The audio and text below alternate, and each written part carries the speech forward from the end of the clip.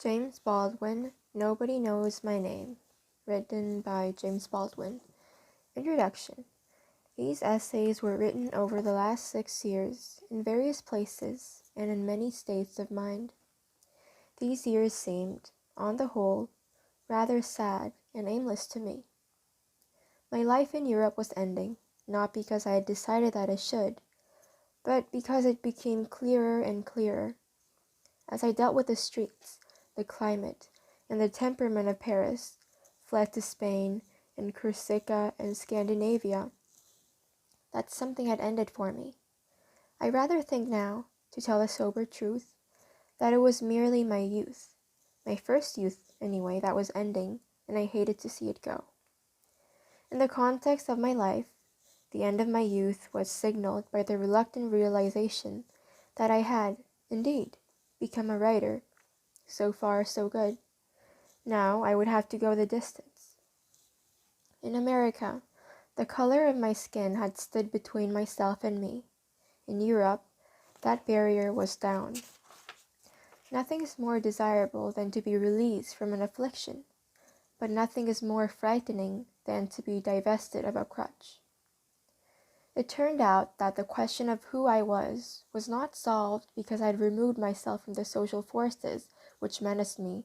Anyway, these forces had become interior, and I had dragged them across the ocean with me.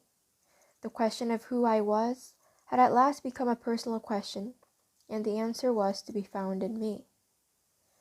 I think that there is always something frightening about this realization. I know it frightened me. That was one of the reasons that I dawdled in the European haven for so long. And yet, I could not escape the knowledge, though God knows I tried, that if I was still in need of havens, my journey had been for nothing. Havens are high-priced. The price exacted of the haven dweller is that he contrive to delude himself into believing that he has found a haven. It would seem, unless one looks more deeply at the phenomenon, that most people are able to delude themselves and get through their lives quite happily. But I still believe that the unexamined life is not worth living. And I know that self-delusion, in the service of no matter what small or lofty cause, is a price no writer can afford.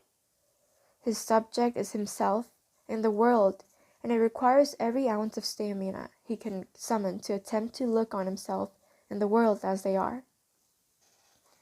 What it came to for me was that I no longer needed to fear leaving Europe, no longer needed to hide myself from the high and dangerous winds of the world.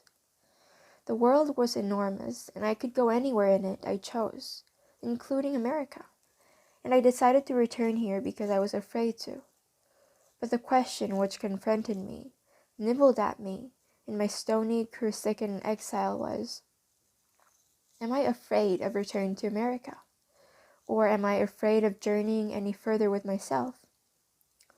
Once this question had presented itself, it would not be appeased. It had to be answered. Be careful what you set your heart upon, someone once said to me, for it will surely be yours. Well, I had said that I was going to be a writer, God, Satan, and Mississippi notwithstanding, and that color did not matter, and that I was going to be free. And here I was, left with only myself to deal with. It was entirely up to me. These essays are a very small part of a private logbook. The question of color takes up much space in these pages, but the question of color, especially in this country, operates to hide the graver questions of the self.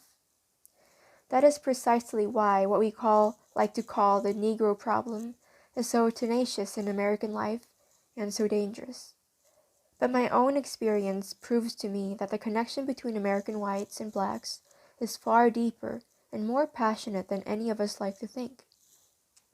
And, even in icy Sweden, I found myself talking with a man whose endless questioning has given him himself, and who reminded me of Black Baptist preachers. The questions which one asks oneself begin, at last, to illuminate the world, and become one's key to the experience of others. One can only face in others what one can face in oneself. On this confrontation depends the measure of our wisdom and compassion. This energy is all that one finds in the rubble of vanished civilizations, and the only hope for ours.